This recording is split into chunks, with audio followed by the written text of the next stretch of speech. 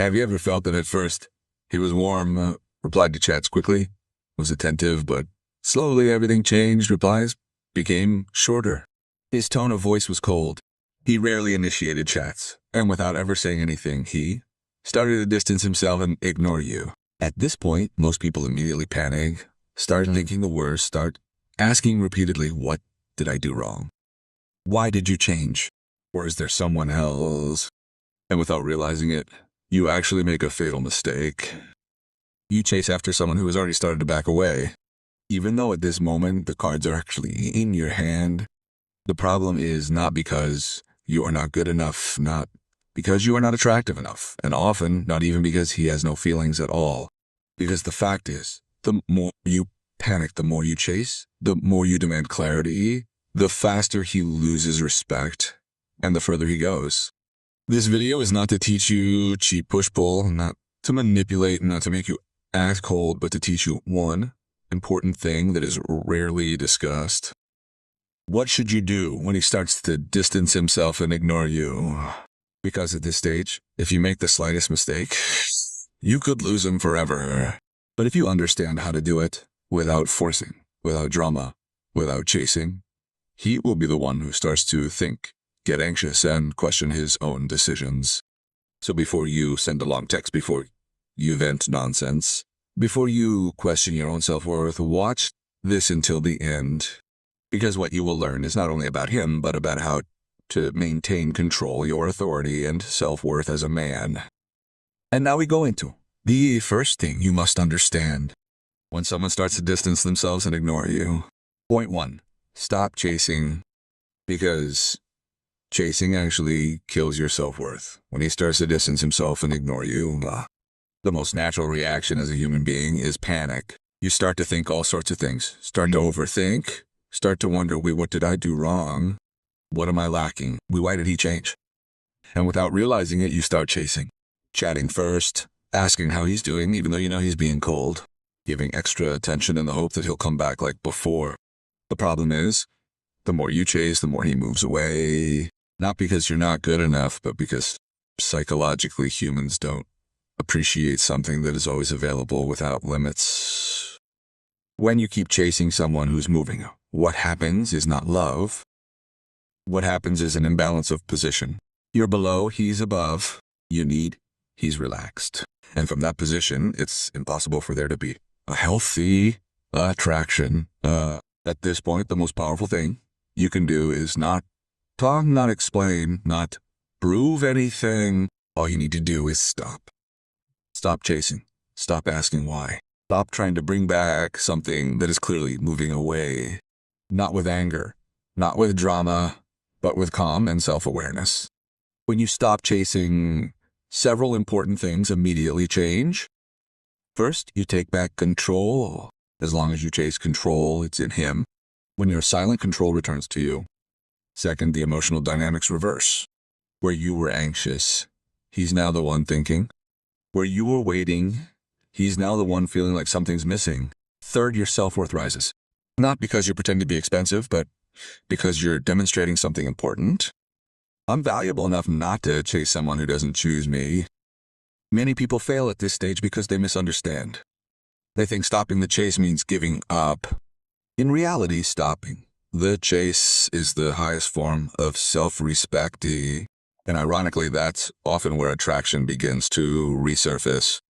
Not because you've become cold, but because you've stopped seeming needy. Remember this well, Bray. And this is very important for your audience. People don't walk away because you're not trying enough. People walk away because you're too available. And the only way to stop that isn't by giving more, but by gracefully withdrawing. If you want to continue, it'll be more in-depth. In point 2, we discussed what really happens in his mind when you truly stop responding and focus on your own life. Point 2, stop chasing because chasing actually makes him move further away.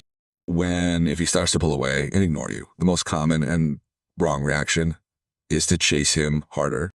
You keep asking him why he's changed, trying to be more attentive than usual. It seems like his intentions are good, but psychologically, this actually pushes him further away. Why? Because when you chase, you unknowingly send a powerful message to his mind. I need you more than you need me. And at that point, the dynamics of the relationship immediately change. It's no longer two people attracted to each other, but one person trying to maintain and one person feeling in control. You need to understand one important thing. Attraction doesn't grow from pressure, but from space. The more you press with questions, demands, and excessive attention, the more his brain seeks space to breathe. So the right step is actually the opposite. Not chasing, not begging, but withdrawing calmly and with dignity. Stopping chasing doesn't mean you're pretending to be indifferent. It doesn't mean you're playing with prestige. And it definitely doesn't mean you don't care. It's about stopping the energy leaking to the person who's pulling away and bringing the focus back to yourself. When you stop chasing, his brain starts asking, why is he so quiet? His ego starts to get disturbed. Am I missing something? Her feelings start to work without you even prodding her. This is the moment where the dynamics begin to reverse, a feeling that people often don't realize. When you stop pursuing, you give her the opportunity to experience a real loss. Not a loss due to drama, not due to an argument, but a loss due to your absence, which is usually always there. And this kind of loss is much deeper. In this phase, you have to resist, because the urge to just right will come.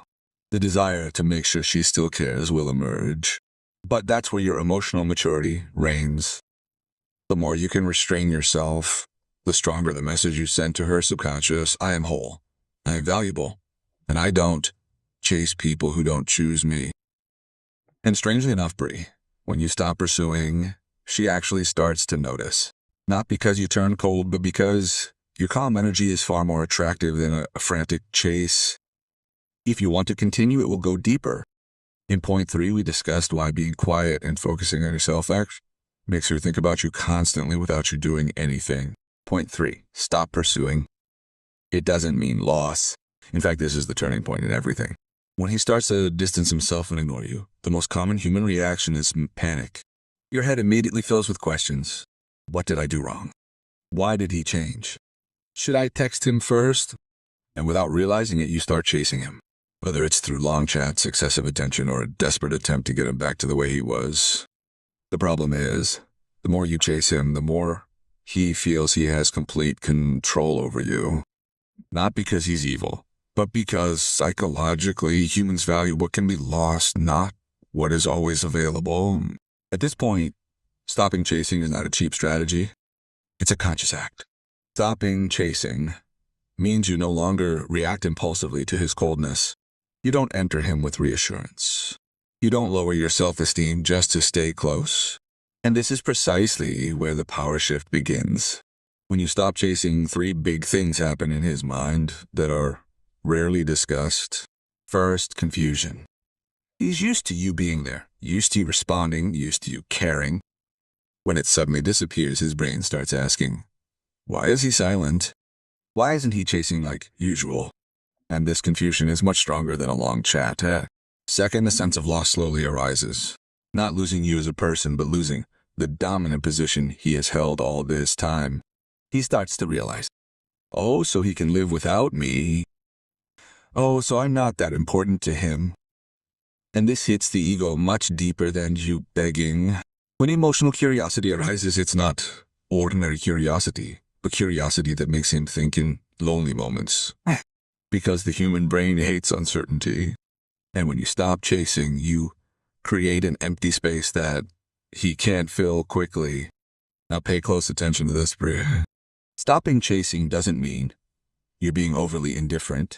You're playing cheap push and pull. You're pretending to be cold. Stopping chasing means you're calm. You're busy with your life. You no longer place your worth in the hands of others. And this energy, this is what makes people start thinking about you without you asking. Ironically, many people only realize someone's value after that person no longer tries to prove themselves. And at this point, you're building the most important position. Strong. Not as someone waiting to be chosen, but as someone worth fighting for. In the next point, we'll go into what you should do concretely after you stop chasing. Let your attitude remain calm, dignified, and not go too far, becoming cold and empty. Point 4, stop. Prove yourself and let the void work. At this point, the most common mistake many people make is panic. When he starts to distance himself, replies take longer, attention decreases, you feel you have to do something. Finally, you start proving yourself. You become, Sir, chat more often, reply faster. ENG, explain your feelings more, put more effort into saving the connection, and without realizing it, you're destroying your own appeal. Because one important thing that's rarely discussed honestly, people don't appreciate what's continuously available indefinitely. Not because you're worthless, but because the human brain works that way. Value comes from a presence that can be lost. When you stop proving yourself, something strange but powerful starts to happen. At first, it's quiet, lonely, and it hurts.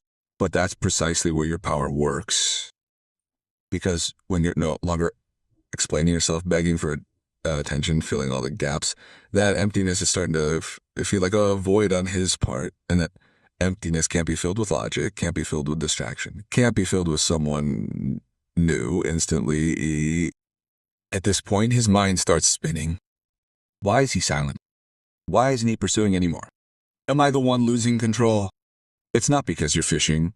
It's not because you're manipulative, but because you've stopped begging for validation and started projecting one powerful thing. Quiet self-esteem. Stopping proving yourself doesn't mean you're cold. It doesn't mean you're mean. It doesn't mean you're intentionally hurtful. It means you're aware of your own worth. You don't want unequal love. You don't want to be where you're not appreciated. And this is what often leads people to mistake. They think attraction comes from hard work, but the greatest attraction actually comes from serenity. When you can walk away at any time, when you reach this point, the relationship is no longer controlled by the fear of loss. Instead, the sense of loss shifts to his side. And that's where the dynamics begin to change. Not because you're doing tricks, but because you've stopped demeaning yourself for the sake of being chosen. Point L, focus on your life and let the loss hit him slowly. At this stage, the most important thing is no longer him, but your own life. When you stop reacting to his coldness and neglect and start truly focusing on your own life, that's when a big change happens. Not a change in him, but a change in your energy. You no longer wake up thinking about whether he'll text you. Does he still care? What did I do wrong? You wake up thinking about what I'm going to do today. What version of myself do I want to be? How far do I want to go? And this is what people rarely realize. This change in focus is felt by him, even if you don't say anything as you get busy with your life. You laugh without him. You thrive without him. You're at peace without him. Slowly, he starts to lose emotional control. Why? Because before, he knew you were always there. He knew you always cared. He knew you always reacted. Now, you're not disappearing for drama. You're not disappearing to make him jealous. You're disappearing because your life is more important than chasing someone who's drifting away. And that makes his mind uneasy. This is where things usually start to appear. He thinks about you before bed. He compares you to other people. He starts checking up on you, but is too embarrassed to say hello. He starts asking himself, how can he be at peace without me? Not because you're manipulative, but because your presence used to have value and was only felt after you stopped giving it away for free. Remember this well. People who move away don't need to be chased. They need to feel the loss. And the only way for that loss to feel real is when you're truly present for yourself, not busy proving things to them. The point is to stop reacting and let the silence so your strongest language. When he starts to move away and ignore you, most people's natural reflex is to react, whether it's asking, seeking clarification, or trying to return things to the way they were. And this is where many people fall into the same trap, because every emotional reaction you make when he moves away actually strengthens his position and weakens yours. Silence here doesn't mean defeat. Silence here is control. When you stop reacting, a big change occurs psychologically. Usually people who move away expect one thing, a response from you, whether it's anger, sadness, jealousy, or even excessive attention. Because from there he feels I'm still important. I still have control. He's still under his feelings. But when you don't react, ask, don't demand, don't stir up drama, the pattern breaks. At this point, his brain starts working on its own. Why isn't he pursuing me? Does he not need me anymore? And these questions are far more torturous than 1,000 long lines because silence makes him lose certainty. There's a big difference between being ignored because it's not important and being ignored by someone who clearly has value but chooses to remain silent. The second one is unsettling because humans are uncomfortable with something they can't control. When you stop reacting, you validate it. You stop giving the stage. You stop begging for clarity, and you unknowingly send a powerful message without words. My life goes on with or without you. This isn't a game. It's an interesting mental position. In this phase, you yourself begin to change. At first, being silent is hard, but over time, you realize one important thing. You're no longer tired of thinking about him. What's wrong with me? What did I do wrong? What should I do to get him back? That energy returns to you. You start sleeping more peacefully, focusing on your life, and slowly letting go of emotional dependence. And it's precisely when you truly let go that the person who's drifting away starts to enter the deepest thoughts. Because nothing disturbs a person's mind more than someone who no longer reacts but doesn't collapse. A calm silence is louder than 1,000 words. The point is, when you remain calm, precisely that's where control shifts to you. This is where many people fail. Not because they don't love you, but because they panic when they start to distance themselves, ignoring short replies or turning cold. The natural human reaction is to want to confirm, to ask, to pursue, to fix things. And that's where the most fatal mistakes happen. Because the more you panic, the more you lose control of yourself. When you stay calm, non-reactive, and don't rush to explain, your conversation partner's brain starts working. They start asking questions silently. Why isn't he chasing? Why isn't he panicking? Why is he acting fine? And those questions are far more powerful than 1,000 long chats. Calm doesn't mean cold. Calm means emotionally stable. You don't disappear to punish. You don't remain silent to manipulate. You simply stop feeding energy to the person who is withdrawing. And psychologically, this creates an important thing. A perceptual imbalance. The person who previously felt in control slowly begins to feel like they're losing ground. In this phase, there are usually 3 reactions on their part. 1, curiosity, because something that was always there is now no longer easily accessible. The conflict button. On the one hand, they distance themselves. On the other side of his ego is disturbed because you don't collapse. 3 urges to test, whether through small talk, story reactions, or just a hello. And all of this happens without you doing anything. This is why this point is important, because your composure is a reflection of your self-worth. A valuable person doesn't panic when left. A valuable person knows that if he wants to leave, let him. If he wants to come back, let him. It comes from his own awareness. When you can stand at this point, not only the relationship changes, the way you see yourself also changes. You no longer ask why he is like this to me, but start asking, who deserves access to my life? And that's where, bro, you are no longer the one left behind, but the one chosen, or left with regret. The point, when you calm down, he is the one who starts to lose control. When he moves away and ignores you, usually you feel like doing something, wanting to chat, wanting to ask, wanting to confirm his feelings. But at this phase, your composure is actually your most deadly weapon. When you don't overreact, don't beg, don't chase, his brain starts working. He starts to silently ask, why doesn't he look for me? Why does he look so ordinary? Am I not that important anymore? And from here, the sense of security she once had slowly crumbled. Because before she knew, you were always there, you always pursued, you always cared. Now there's no longer that certainty. And humans fear most not losing people, but losing control. The point of disappearing elegantly makes you feel rare. Many people think that to be appreciated, you have to appear often.